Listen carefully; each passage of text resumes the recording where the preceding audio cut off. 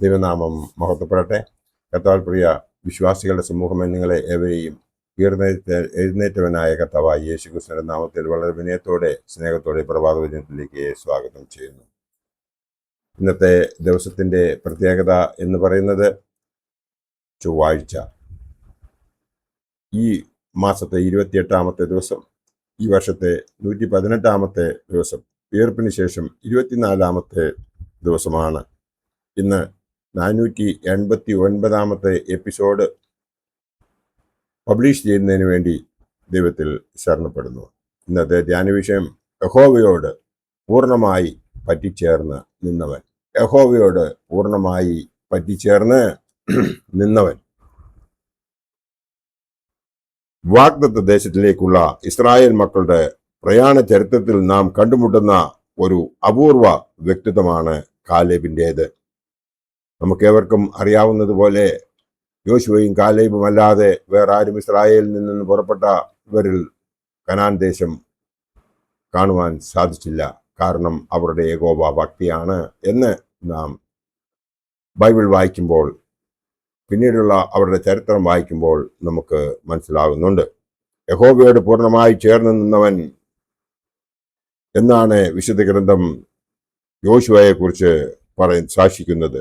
പൂർണ്ണമായി പറ്റി നിന്നവൻ, പൂർണ്ണമായി പിൻചെന്നവൻ എന്നെല്ലാം പരിഭാഷയിലുണ്ട്. ഹോളി ഫോളോഡ് ദി ലോർഡ് എന്ന് ഇംഗ്ലീഷ് ബൈബിളിൽ കാണുന്നു. 30 ലക്ഷം ജനങ്ങൾ ഒറ്റക്കെട്ടായി നിന്ന് കാലേബിന്റെ വിശ്വാസത്തെയും കാഴ്ചപ്പാടുകളെയും ശക്തമായി എതിർത്തുവെങ്കിലും അവരുടെ പ്രകോപനങ്ങൾക്ക് വശംവദനാകാതെ സംയമനം പാലിച്ച് തനിക്ക് ബോധ്യപ്പെട്ട സത്യവിശ്വാസവും പ്രത്യാശയും കൈവിടാതെ യഹോവയായ ദൈവത്തോട് അവൻ പറ്റിച്ചേർന്ന് നിന്നുവെന്ന് വചനത്തിൽ നാം വായിക്കുന്നുണ്ട്. കാലേബ് എന്ന വാക്കിന്റെ അർത്ഥം നായ എന്നാണ്. നായകളുടെ യജമാന സ്നേഹവും പ്രസിദ്ധമാണല്ലോ. തൻ്റെ ഉടമസ്ഥന് വേണ്ടി ഉറങ്ങാത്ത, ഉറക്കം തൂങ്ങാത്ത വിശ്വസ്തനായ കാവൽക്കാരൻ. യജമാനന്റെ കാലടികളിൽ അവനാദപൂർവം പിന്തുടരുന്ന അനുഗാമി. അവന്റെ മേശയിൽ നിന്നും വീഴുന്ന അപ്പകഷ്ണങ്ങൾ കൊണ്ട് തൃപ്തിപ്പെടുന്ന വിനീതദാസൻ. അവന്റെ വാക്കുകൾക്ക് കാതോർത്ത് കിടക്കുന്ന വിശ്വസ്ത ഭൃത്യൻ. മരണത്തോളം തൻ്റെ യജമാനെ വിട്ടുപിരിയാത്ത ഉറ്റ സ്നേഹിതൻ. കാലേബിനെ നാം ബൈബിളിൽ കണ്ടുമുട്ടുന്നത് 2 പ്രാവശ്യം മാത്രമാണ്. അതും 45 വർഷങ്ങളുടെ കാലവിടവിൽ. അതിർത്തിയിലെത്തിയ ഇസ്രായേൽ ജനത്തെ വാഗ്ദത്ത നാട്ടിലേക്ക് പ്രവേശിപ്പിക്കുവാൻ ദൈവപുരുഷനായ മോശ തയ്യാറെടുക്കുന്ന സമയത്താണ് കാലേബ് വേദപുസ്തക ചരിത്രത്തിലേക്ക് ആദ്യം കടന്നു വരുന്നത്. സംഖ്യാപുസ്തകം 13-14 അധ്യായങ്ങൾ, ആവർത്തന പുസ്തകം 1-ാം അധ്യായം എന്നിവയിൽ നമുക്കിത് അവനെ കാണുവാൻ സാധിക്കും. കനാൻ ദേശം ഉറ്റുനോക്കി അവിടുത്തെ വർത്തമാനങ്ങൾ അറിയുവാനും അങ്ങോട്ട് ചെല്ലേണ്ടുന്ന വഴികളെയും പോകേണ്ടുന്ന പട്ടണങ്ങളെയും പറ്റിയുള്ള കൃത്യമായ വിവരങ്ങൾ ശേഖരിച്ചുകൊണ്ട് വരുവാനായി ഇസ്രായേൽ ഗോത്രങ്ങളുടെ പ്രഭുക്കന്മാരെ മോശ നിയോഗിക്കുന്നു. ഓരോ ഗോത്രത്തിൽ നിന്നും ഒരാളെ വീതം തിരഞ്ഞെടുത്തതിൽ യഹൂദ ഗോത്രത്തിൽ നിന്ന് നിയോഗിക്കപ്പെട്ടത് കെനീസിനായ യെഫുന്നയുടെ മകൻ കാലേബ് ആയിരുന്നു. എഫ്രൈം ഗോത്രത്തിൽ നിന്ന് തിരഞ്ഞെടുക്കപ്പെട്ട നായകനായിരുന്നു മോശയുടെ പിൻഗാമിയായി തീർന്ന യോശുവ. ഇങ്ങനെ 12 ഗോത്രങ്ങളിൽ നിന്നും യഹോവ തിരഞ്ഞെടുത്ത 12 ഇസ്രായേൽ പ്രഭുക്കന്മാർ പാരാൻ മരുഭൂമിയിലെ കാദേശ് ബർണയിൽ നിന്നും പുറപ്പെട്ടു. അവർ തെക്കേ ദേശത്ത് ചെന്ന് മലയുടെ മുകളിൽ കയറി കനാൻ ദേശത്ത് വിവിധ പ്രദേശങ്ങൾ പരസ്യമായി പരിശോധിച്ചു. എന്നാൽ ആ നാട്ടിൽ ജീവിച്ചിരുന്നവർക്ക് അത് മനസ്സിലായില്ല താനും. വളരെ രഹസ്യമായി അവരുടെ ഓരോ നീക്കവും അവർ ചെയ്തു എന്ന് പിന്നീട് നമുക്ക് വായിച്ച് മനസ്സിലാക്കുവാൻ സാധിക്കും. അവിടെ കൂടിയിരിക്കുന്ന ജനങ്ങളെ പറ്റിയും അവരുടെ യുദ്ധസന്നാഹങ്ങളെ പറ്റിയും ഭൂമിയുടെ പുഷ്ടിയെ പറ്റിയും കാർഷിക സമ്പത്തിനെ പറ്റിയുമെല്ലാം അവർ വിവരങ്ങൾ ശേഖരിച്ചു. സീൻ മരുഭൂമി മുതൽ ഹമാത്തിന് പോകുന്ന വഴിയായി രാഹോബ് വരെ ദേശത്തെ ശോധന ചെയ്തു. സംഖ്യാപുസ്തകം 13-ാം അധ്യായം 20-22. അവർ എസ്കോൽ താഴ്വരയിൽ നിന്ന് മുന്തിരിവള്ളികൾ കൊലയോടുകൂടി പറിച്ചെടുത്തു. മാതളപ്പഴം, അത്തിപ്പഴം എന്നിവ ശേഖരിച്ചു. 40 ദിവസത്തോളം കനാൻ ദേശം ഉറ്റുനോക്കിയ ശേഷം അവർ കാദേശിൽ തിരികെ എത്തി. മോശയുടെയും അഹ്റോന്റെയും ഇസ്രായേൽ മക്കളുടെ സർവ്വസഭയുടെയും മുമ്പാകെ നിന്നു. അവരോട് തങ്ങൾ കണ്ട വിവരങ്ങൾ ഓരോന്നായി സഭയെ ബോധിപ്പിച്ചു. ദേശം അതിഫലഭൂയിഷ്ടമാണെന്നും പട്ടണങ്ങൾ ഉറപ്പും വലിപ്പമുള്ളവയാണെന്നും ദേശത്ത് പാർക്കുന്ന ജനങ്ങൾ ബലവാന്മാരും യുദ്ധപ്രിയന്മാരും പ്രിയരുമാണെന്നും അവർ വിശദീകരിച്ചു.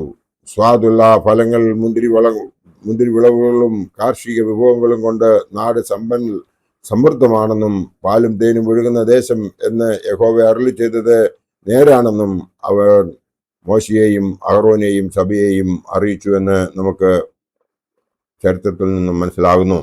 അപ്പോൾ അവരിൽ കാലേബ് ഏറെ എരിവുള്ളവനായി ഉത്സാഹപൂർവ്വം മുമ്പോട്ട് വന്ന്, നാം ചെന്ന് യഹോവ നമുക്ക് വാഗ്ദത്തം ചെയ്ത ദേശം കൈവശമാക്കുക, അത് ജയിപ്പാൻ നമുക്ക് കഴിയുമെന്ന് പറഞ്ഞു. എങ്കിലും യോശുവ ഒഴികെയുള്ള ബാക്കി 10 പേർ കാലേബിനെ എതിർത്തു.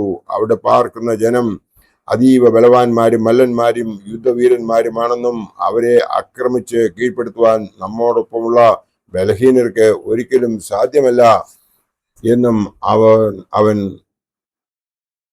ആണയിട്ട് പറഞ്ഞു. ഈ വിധം നിരുത്സാഹപ്പെടുത്തുന്ന വചനങ്ങൾ കേട്ടപ്പോൾ ഇസ്രായേൽ ജനം ഏറെ പരിഭ്രാന്തരായി. ആ രാത്രി മുഴുവനും അവർ കരഞ്ഞു. ജനം മോശയ്ക്കും അഹറോനും എതിരെ പിറുപിറുത്തു. മിസ്രൈമിലേക്ക് മടങ്ങിപ്പോകുന്നതാണ് ഇതിലും ഭേദമെന്ന് അവർ നിലവിളിച്ചു. പക്ഷേ കാലേബും യോശുവയും വീണ്ടും ഇപ്രകാരം അവരോട് അപേക്ഷിച്ചു പറഞ്ഞു, ഞങ്ങൾ സഞ്ചരിച്ചു ഉറ്റുനോക്കിയ ദേശം എത്രയും നല്ല ദേശമാകുന്നു. യഹോവ പ്രസാദിച്ചിരിക്കുന്നു എങ്കിൽ നിശ്ചയമായും അവൻ നമ്മെ ആ ദേശത്തേക്ക് എത്തിക്കും. പാലും തേനും ഒഴുകുന്ന ആ ദേശത്തേക്ക് തന്നെ, ആ കനാൻ ദേശത്തേക്ക് തന്നെ അവൻ നമ്മെ എത്തിക്കും. അവിടെ ജനങ്ങളെ നാം ഭയപ്പെടുകയല്ല വേണ്ടത്, പിന്നെയോ യഹോവയിൽ വിശ്വസിച്ചുകൊണ്ട് ആ ദേശം കൈയടക്കുകയാണ് വേണ്ടത്. അവർ നമുക്ക് ഇരയായിത്തീരും. യഹോവ നമ്മോട് കൂടെ ഉള്ളത് കൊണ്ട് നമുക്ക് ഭയപ്പെടേണ്ട ആവശ്യമില്ല എന്ന് അവർ ഊന്നിപ്പറയുകയും ആവർത്തിച്ച് അത് അവിടെ അവരുടെ മുമ്പിൽ അവതരിപ്പിക്കുകയും ചെയ്തു. യഹോവ ഭക്തിയും സ്ഥൈര്യവും പ്രത്യാശയും ദൈവഭയവും പരിപൂർണ സമർപ്പണ ബോധവും നിറഞ്ഞു നിന്ന ഈ വാക്കുകൾ കേട്ടിട്ടും ജനമടങ്ങിയില്ല.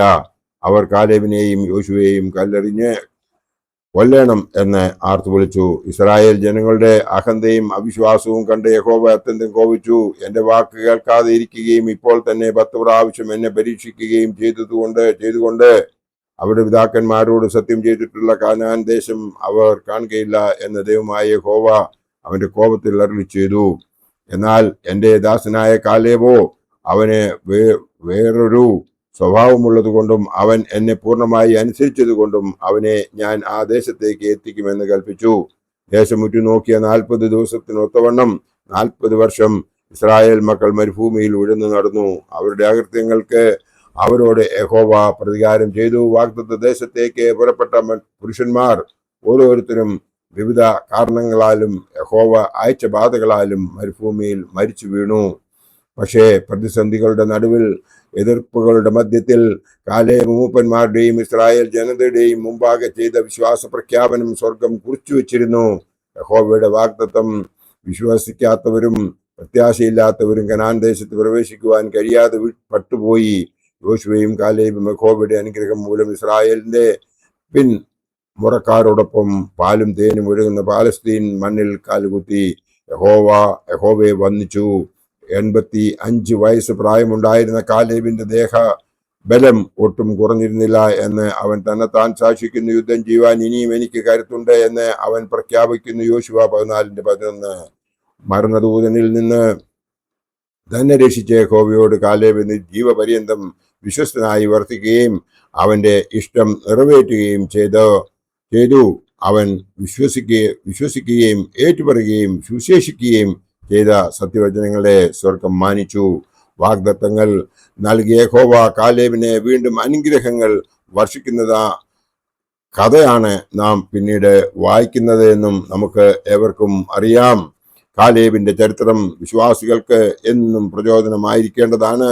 അവന്റെ ജീവിതത്തിൽ നിന്ന് നമുക്ക് അനുകരിക്കുവാൻ സാധിക്കേണ്ടതായ ചില കാര്യങ്ങളുണ്ട്. അവൻ ജീവപര്യന്തം യഹോവയോട് പറ്റിച്ചേർന്നു നിന്നു. അവന്റെ വാഗ്ദാനങ്ങളിൽ വിശ്വസിച്ചു. തനിക്ക് ബോധ്യപ്പെട്ട കാര്യങ്ങൾ ഭയം കൂടാതെ സാക്ഷ്യപ്പെടുത്തുകയും ജനങ്ങളെ പ്രബോധിപ്പിക്കുകയും ചെയ്തു. 30 ലക്ഷം ജനങ്ങളും തനിക്കെതിരായി നിന്ന് അവനെ കല്ലെറിയണമെന്ന് ആർത്തു വിളിച്ചപ്പോഴും അവൻ അക്ഷോഭ്യനായി നിലകൊണ്ടു. പ്രതികൂല സാഹചര്യങ്ങളിലും തന്റെ വിശ്വാസം കൈവിട്ടില്ല. തന്റെ മനോബോധ്യപ്രകാരം മറുപടി ഉണർത്തിച്ചു.